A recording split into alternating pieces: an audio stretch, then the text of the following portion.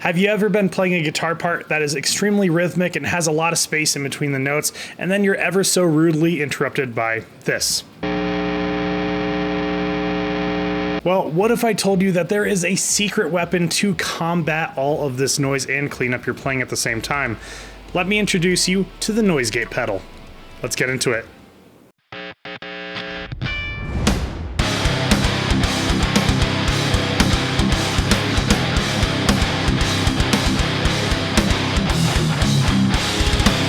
You may see people refer to noise gates as noise reducers or even noise suppressors, and I do assure you they are the exact same thing. So inside of your noise gate is a sensor that's controlled by your threshold, and whatever you have it set at, once the signal reaches below that certain amplitude, the gate will kick in and completely silence your signal.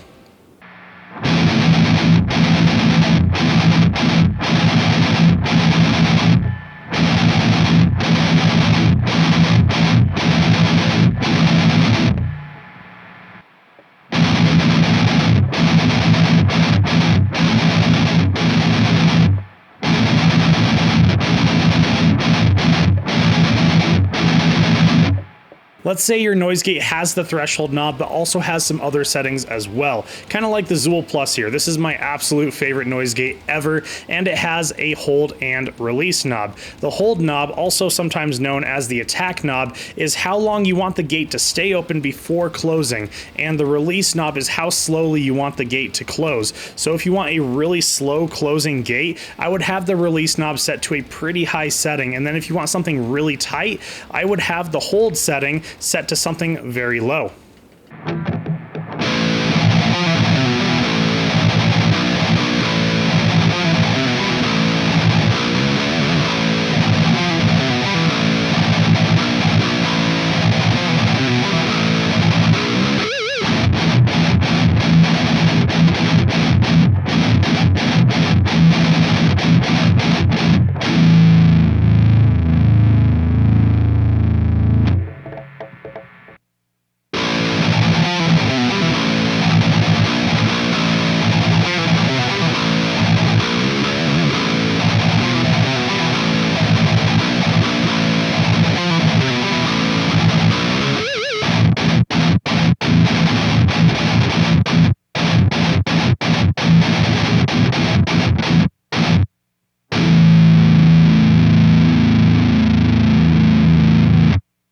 I always recommend having a noise gate in your signal chain, whether you're playing live or in the studio. And in the studio, it is just incredibly important to have very clear and clean guitar takes, whether you're playing the highest of gains or the most pristine of cleans.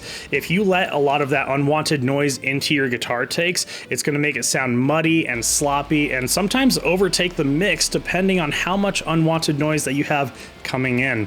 And of course, in a live setting, the audience really is not there to listen to the humming, the feedback, or the noise of your amplifier, especially since you're most likely going to be mic'd up and going through the PA system.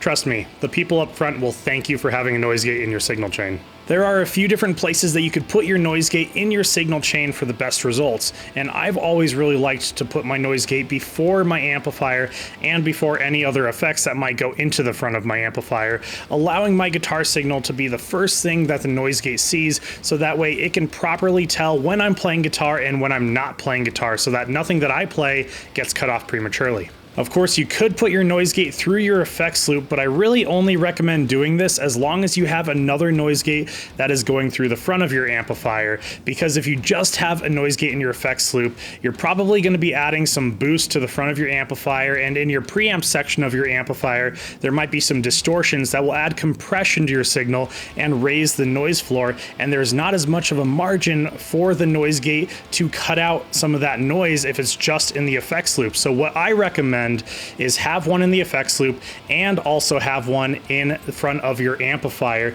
That way you have the ultimate noise reduction combo there. And there are some pedals out there like the NSX from Boss that will allow you to simultaneously plug it into the effects loop and through the front of the amplifier. And I think that is absolutely awesome.